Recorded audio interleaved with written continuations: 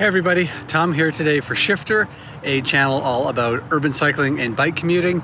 Today I want to talk about the bike industry, or more specifically the bike industry here in North America, and one of the little things that's bothered me about the industry for years. And what got me thinking about this was two videos that I came across recently. Okay, first up is a new ad from Trek, which is one of the big bike manufacturers in North America. And the second is a video you may have come across. It's for a new bike called the Babymaker. Let's start with this new ad from Trek. It features pro cyclist Mads Pedersen. You're Mads Pedersen! But unlike most bike ads that feature athletes, he's not rolling through the sunset in a race or hucking off a cliff or just being an athlete. This one throws you for a loop. Here he is rolling through his city, running errands on his bike.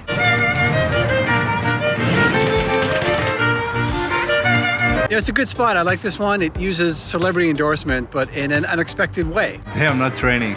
I'm grocery shopping. But I thought bicycles only were for sport. But there's something deeper here that really caught my eye. What makes this ad so unusual is that it's throwing some real marketing muscle and some money behind the idea of transportation urban cycling. No, the world is depending on us to go by bike. So you guys know I'm all about getting more people on bikes. And I've long worried that one of the things holding back the mass acceptance of bikes as a form of transportation is the bike industry itself. Here in North America, the bike industry has been so focused on selling bikes to athletes for sport that I feel like it's neglected that whole transportation side of cycling. Yeah, sure, transportation bikes have always been available, but all of the brain power and the science and the innovation and the marketing went into the sport or athletic side of cycling. And I think this attitude has permeated all sectors of the bike industry. The entire industry seems geared towards not turning new people into cyclists, but taking existing cyclists and selling to them the new high-tech model. I mean, I get it. That's where the money is. There's money in selling high-tech bikes. But this, I felt, was part of a bigger system that was really holding back more people from accepting urban cycling as an everyday transportation option. I think that's why this ad was so delightful to me. Here we see Trek putting its marketing muscle behind something bigger than just pawning off the new model on people who already love cycling. They're talking about the importance of climate change. They're talking about the future of our cities. They're talking about our transportation systems. It's amazing. Hilda, how to improve fitness while contributing to progressive transportation model and conscious environmental sustainability. Bravo, Trek. Okay, here's the second video. It's also an ad. This one comes from a bike company called FLX, and if you have the same search habits as me, this has probably been served up to you many times. The ad is intended to raise money as part of a crowdfunding project for a new bike called the Babymaker. And it seems to be working. The bike has more than 9,000 backers and has raised a whopping $17 million. What caught my eye in the first place about this one was the scantily clad women and road bikes redesigned with advanced beefy dudes. It is more gimmick features. Rolling on a bike. I mean, this ad is borderline sexist and over the line douchey. It's the sexiest and stealthiest e-bike we've ever made. Can I say that? Is that a word? Douchey? I mean, the bike is called the Babymaker. Like, ugh.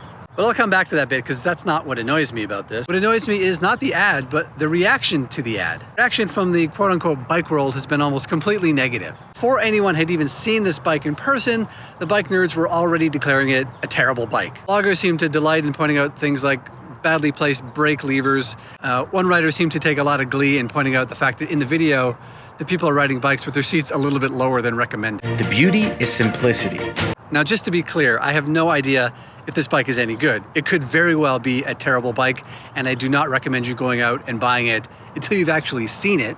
But that's not the point. What bothers me is the glee that people in the bike world have taken in tearing this bike down before it's even come out. But maybe what they've failed to question is why this bike has done so well on Indiegogo. Apparently it's one of the biggest crowdfunding projects of any kind this year. But if you get past the kind of ickiness of this ad, what you see is that this is a bike intended for everyday people. There's no gears to fumble with, no keys, no GPS, no Bluetooth, no pointless app, so you can just enjoy the ride.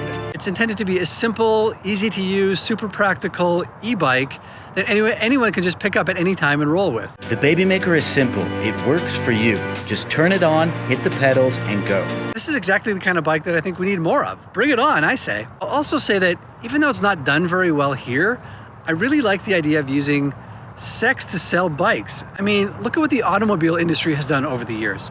they've successfully made a car into a sexy object. It's become a status symbol. It's become associated with the idea of freedom.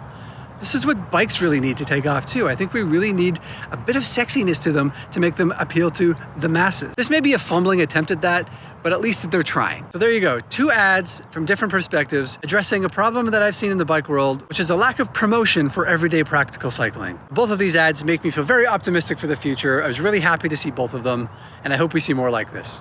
Thanks for watching.